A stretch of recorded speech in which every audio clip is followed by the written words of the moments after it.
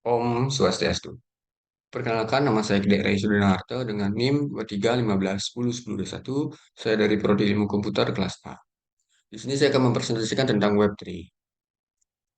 Apa itu Web3? Web3 adalah istilah umum untuk teknologi seperti blockchain yang menetralisasi kepemilikan dan kontrol data di internet.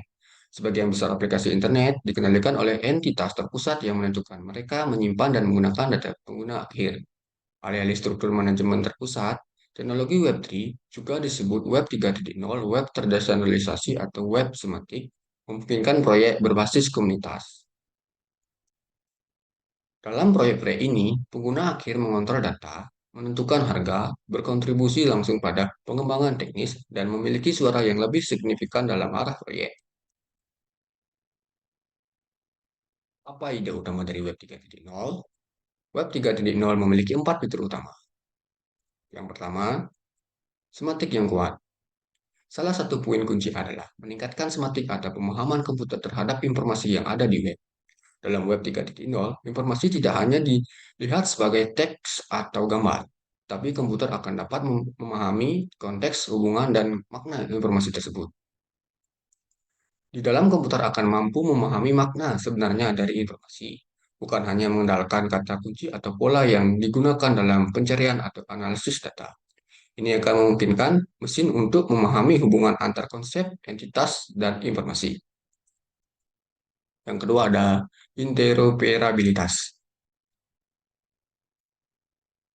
Web 3.0 dirancang untuk meningkatkan interoperabilitas antara berbagai aplikasi dan sumber data. Data yang lebih struktur dan standar akan memungkinkan sistem berkomunikasi dan berbagi informasi dengan lebih efisien. Interoperabilitas memungkinkan sistem yang berbeda untuk mengintegrasikan dan berbagi data dengan mudah. Ini dapat mencakup penggabungan data dari berbagai sumber atau menyatukan data dari berbagai aplikasi untuk menciptakan pemahaman yang lebih dalam. Yang ketiga ada kecerdasan buatan atau AI. Web 3.0 sangat terkait dengan perkembangan kecerdasan buatan. Dengan integrasi yang lebih erat antara teknologi AI dan web, sistem dapat memberikan pengalaman yang lebih cerdas seperti rekomendasi yang lebih akurat dan personalisasi yang lebih baik. Yang keempat ada desentralisasi. Web 3.0 sering dihubungkan dengan upaya untuk mengurangi sentralisasi dalam pengelolaan data dan transaksi. Teknologi blockchain dan konsep terkait mendukung desentralisasi yang dapat memberikan lebih banyak kontrol kepada individu atas data pribadi mereka. Teknologi blockchain adalah salah satu contoh utama desentralisasi dalam Web 3.0. Blockchain adalah ledger terdistribusi yang dapat digunakan untuk mencatat transaksi dan aset digital tanpa memerlukan pihak perantara. Manfaat Web 3.0. Yang pertama ada pencarian yang lebih akurat.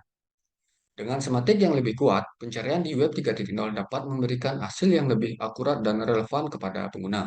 Informasi dipahami dalam konteks yang lebih mendalam.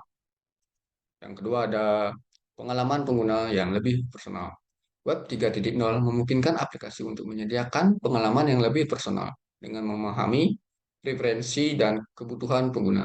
Ini menciptakan antarmuka yang lebih relevan dan sesuai. Yang ketiga ada analisis data yang lebih mendalam. Web 3.0 mendukung analisis data yang lebih mendalam dan cerdas, yang memungkinkan organisasi untuk mendapatkan wawasan yang lebih baik dari data yang mereka miliki. Yang keempat, ada desentralisasi dan kontrol data pribadi. Desentralisasi dan kontrol data pribadi dalam Web 3.0, individu memiliki lebih banyak kontrol atas data pribadi mereka dan data disimpan di jaringan yang terdistribusi. Ini memberikan privasi yang lebih baik dan mengurangi risiko pelanggaran data. Yang kelima, ada inovasi dalam aplikasi. Web 3.0 menciptakan peluang besar untuk inovasi dalam pengembangan aplikasi. Ini melibatkan pengguna teknologi seperti blockchain untuk menciptakan aplikasi yang lebih aman dan terdistribusi. Yang terakhir ada kecerdasan buatan. Kecerdasan buatan, integrasi AI dalam Web 3.0 memungkinkan aplikasi untuk menjadi lebih cerdas dan dapat memahami dan merespon kebutuhan pengguna. Implementasi Web 3.0 yang pertama adalah pemahaman data yang lebih baik. Implementasi Web 3.0 dimulai dengan pemahaman yang lebih baik tentang data. Ini mencakup menggunakan metadata dan format data yang lebih struktur, serta mempertimbangkan konsep semantik untuk membuat data lebih bermakna. Yang kedua ada desentralisasi dengan blockchain. Jika desentralisasi adalah salah satu tujuan, organisasi dapat mempertimbangkan penggunaan teknologi blockchain atau ledger terdistribusi lainnya. Ini memerlukan pemahaman mendalam tentang teknologi ini dan kemungkinan dampaknya. Yang ketiga, ada penggunaan kecerdasan buatan.